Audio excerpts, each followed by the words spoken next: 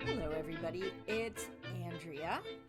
So, today my topic is JD Vance needs a Sister Souljah moment. Before I get on with this, if some of you are noticing that I look a bit ragged, I am well, but I live with a night owl who tripped on something last night at 3 or 3:30 in the morning. He's fine, but the Big Bang woke me up, and I have been up and working since then. So I am feeling, well, my eyes speak for themselves, but I'm fine. All is fine. He's fine. Let's get to the Sister Souljah moment. Starting for those who might be young and listening to this, what is a Sister Souljah moment? It was during Bill Clinton's first campaign for president in 1992. Jesse Jackson's Rainbow Coalition was a big thing. This was really the first time ordinary Americans became aware of the whole intersectionality. Not that they used the word, but that suddenly the Democrat Party was making a big deal out of its big tent status. So that's the backdrop. And on May 18th, 1992, as Robin Itzler wrote about the Democrats needing a Sister Souljah moment in an essay that's running today, August 13th, Sister Souljah, a rap singer, said in a Washington Post interview, and let me make sure I'm quoting this correctly, and she said, "If black people kill black people every day, why not have a week and kill white people?" You know, what's really surprising is nowadays when you hear that, it's not even shocking anymore. But back in 1992, to hear someone say that is shocking. And so Bill Clinton, wisely, because he always knew that you had to win the center to win the White House, and you have to get help from Ross Perot splitting the Republican vote. But anyway, he was speaking, he was doing an ordinary stump speech, and he called out Sister Souljah, and he called out Jesse Jackson. And he said that her remarks were filled with a kind of hatred that you, meaning Jesse Jackson, do not honor, and said that if you reversed the races, everybody would be terribly upset. Here, I've got the video of that moment. You had a rap singer here last night named Sister Souljah. I defend her right to express herself through music. But her comments before and after Los Angeles were filled with the kind of hatred that you do not honor today and tonight. Just listen to this, what she said. She told the Washington Post about a month ago, and I quote, "If black people kill black people every day, why not have a week and kill white people? So you're a gang member and you normally kill somebody, why not kill a white person? Last year she said, you can't call me or any black person anywhere in the world a racist. We don't have the power to do to white people what white people have done to us. And even if we did, we don't have that low-down, dirty nature. If there are any good white people, I haven't met them. Where are they? Right here in this room. That's where they are. I know she is a young person, but she has a big influence on a lot of people. And when people say that, if you took the words white and black and you reversed them, you might think David Duke was giving that speech. Let me tell you, we all make mistakes, and sometimes we're not as sensitive as we ought to be. And we have an obligation, all of us, to call attention to prejudice wherever we see it. Ever since then, a Sister Souljah moment is when a politician is honest about a problem on his own side of the aisle. And the problem on the Republican side of the aisle is Tucker Carlson and his ilk. Tucker Carlson, I've said this before, I enjoyed him when he was on Fox. He was funny. He was definitely something of an isolationist. He had some eccentricities like males going nude to get sun on their reproductive organs and stuff. He a little strange. But within the Fox confines, he really did speak for the ordinary conservative, and he did so amusingly, and he had good guests. One of his very frequent guests in the time before the 2024 election was JD Vance, who made a good impression, intelligent, articulate. You can see why JD Vance would be very fond of Tucker Carlson, because Tucker Carlson helped put him in the public eye. And He attracted an audience, and he had the great bio and the book and everything. So it was not at all surprising that President Trump looked to him as a vice president, saw him as someone who could attract a different cohort of MAGA voters than Trump on his own. It was a smart move. Trump's in the White House. JD Vance is his vice president. The problem is that Tucker Carlson has gone off the deep end. I won't pretend to know why he's gone off the deep end. I do know that when you see him, he looks like a deeply unhappy man. He's always looking like he's sweating profusely, and he's ragged, and he makes statements that are untethered from facts. Ben Shapiro has targeted Tucker for a couple of reasons. One, Tucker Carlson has become fanatically anti-Israel. Now, the difference between a conspiracy theory and an actual conspiracy is that for conspiracy theorists, the absence of evidence is proof that the conspiracy exists. If you've got facts that are really on their face not that bad, for example, Israel has been America's ally in the current Iran war, that America provides a certain amount of foreign aid to Israel, although smaller than to many other countries, that Israel uses to buy American-made weapons and then test under battle scenarios and improve under battle scenarios. So it's a very good symbiotic relationship.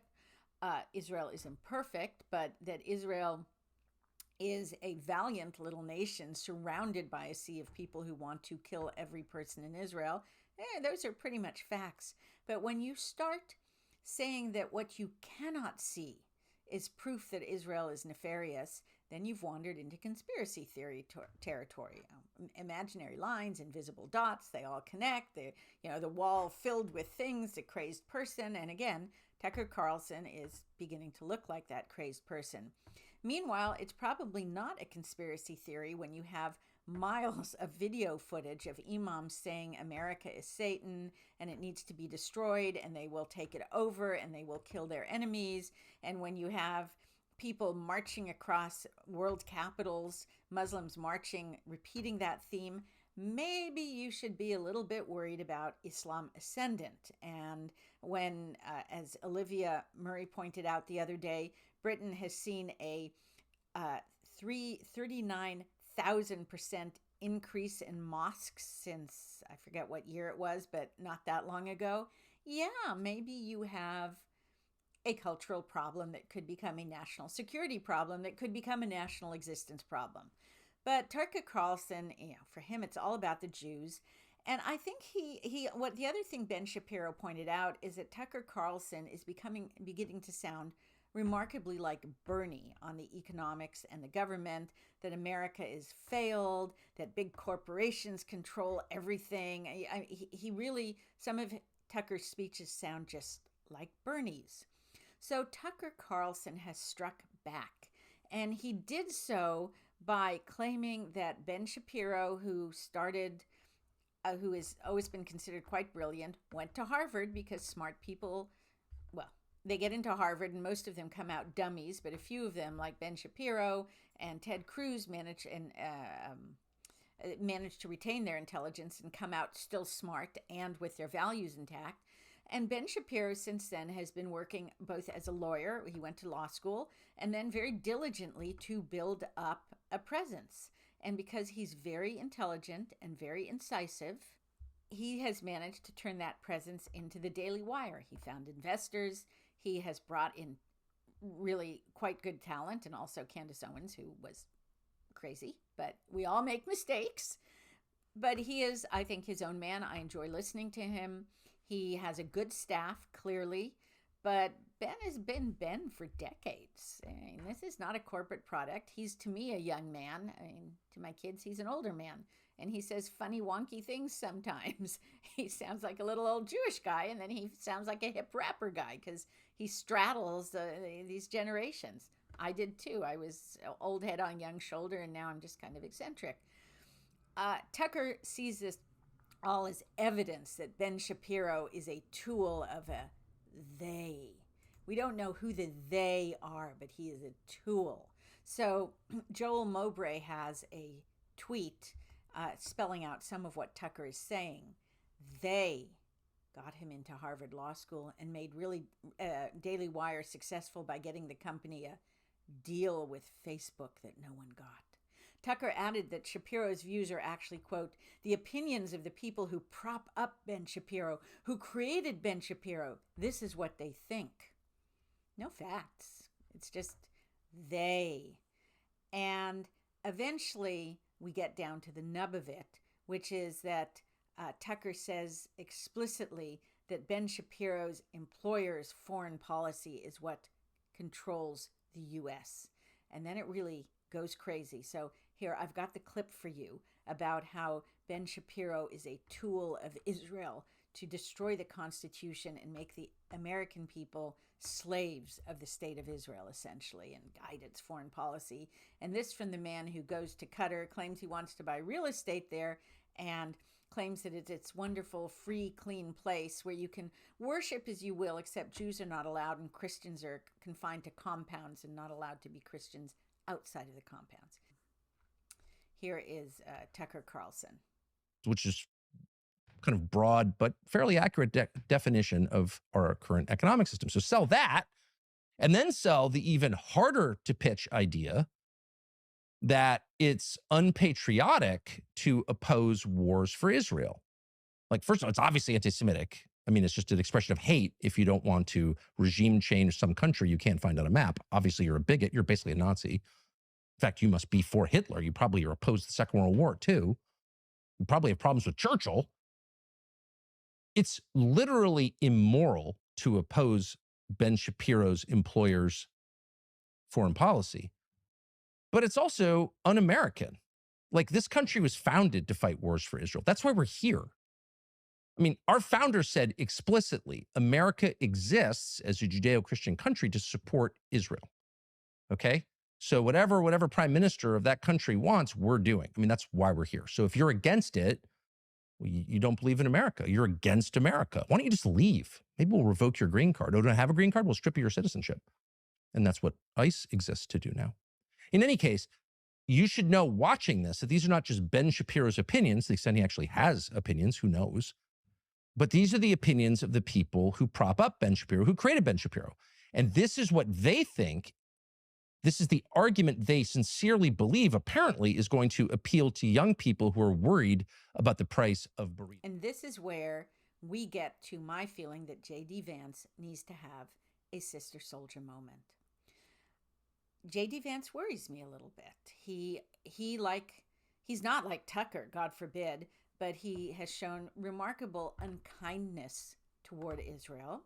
He is correct that Israel and America have separate interests and that America should always put its own interests first and not Israel.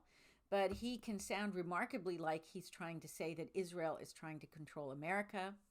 He's been abrasive with Benjamin Netanyahu. All of that's fine. I mean, Vance is not Trump. But Vance needs to have a Sister Souljah moment about Tucker. It doesn't have to be a big thing. He doesn't have to stand on a fiery platform and say, I denounce you, Tucker, and you are a hellbound evil man, blah, blah, blah. Doesn't need to do that. What he does need to do is say, Tucker has been a good friend to me. I was brought into the American people's consciousness because I was a guest on his show. I enjoyed those appearances. We had interesting conversations.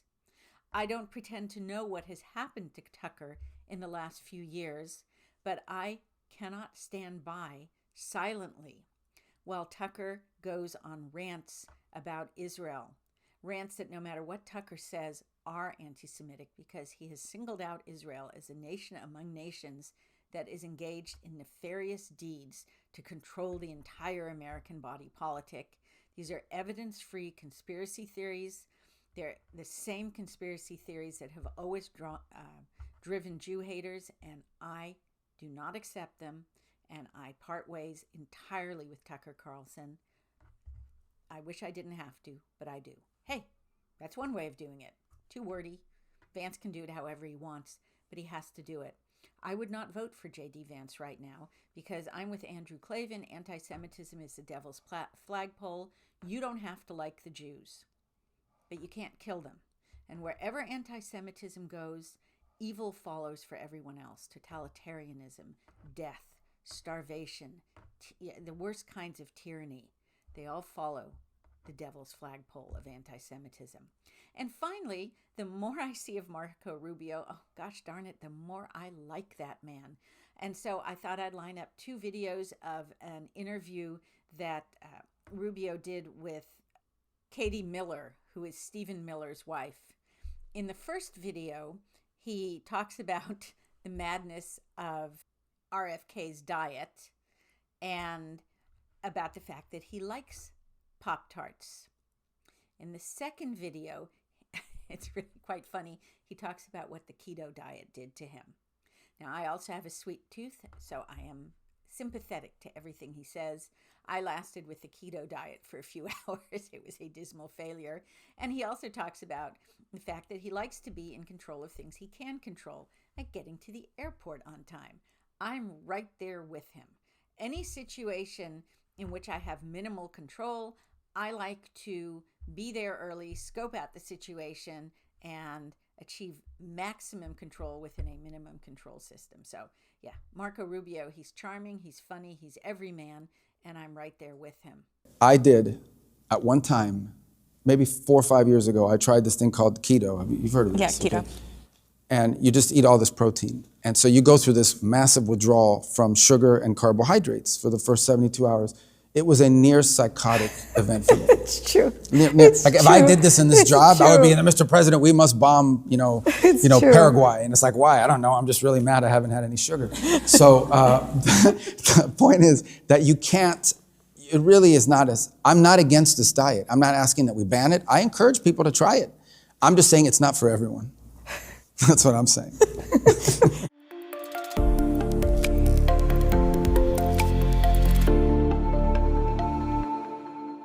RFK's diet No. of red meat No, and this is a fermented crazy vegetables? diet. This is a diet that consists of eating sauerkraut and meat. Now, you understand, this is not a sustainable thing. You can't just walk into it, Well, he sustains it because he does it. Can you imagine? But he has to travel with coolers of sauerkraut. I'm not going to travel the world with a cooler full of sauerkraut. It's ridiculous. I can't do it. It's not sustainable. Are you Maha? I'm in favor of Maha. I think people should be healthy. No, he is not. But I think ultimately, at the end... He is completely not. What's he eat? Pop-Tarts. No, I don't eat Pop-Tarts every day.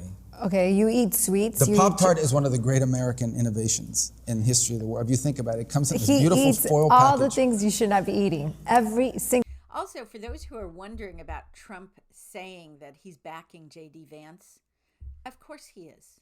Trump is halfway through his term. It's another 2 years to the next election. He'd be absolutely insane to alienate his vice president at this point. The vice president is the logical successor to run for office. Whether JD Vance appeals to the voters is a different question. And as I said, I'm a Marco Rubio gal right now, and I would strongly put my vote behind him.